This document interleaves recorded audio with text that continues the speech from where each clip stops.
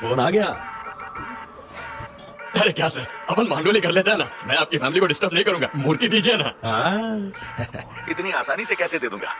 तू मेरी फैमिली को मारने आया, गलती की ना, उस गलती को सुधार। मेरी फैमिली से जाकर 10 रुपए का धर्मदान लेकर आ। धर्मदान? कुछ समझा नहीं। जोर दे खोपड़ी पे, समझ जाएगा। धर्मदान भीख मांगने को कहते हैं। माँ 10 दिन से खाना नहीं खाया, 10 रुपए का धर्मदान कर दो ना माँ। ये क्या कंपाउंड के अंदर आकर भीख मांग रहे हो? बहुत भूख लग रही है माँ, 10 रुपए दे दो ना, पुण्य मिलेगा। दे दो ना माँ, सिर्फ 10 रुपए। 10 रुपए की भीख मांग रहा है। ये पता होता तो सिक्योरिटी गेट पे ही 100 रुपए दे देता। भिखारी कहीं का। शरीर से हट्टे कट्टे हो, मेहनत करके कमा कर खाओ ना। वो बेचारा भूखा पैसा पैसे मांग रहा है और तुम उसकी क्लास लिए जा रही हो।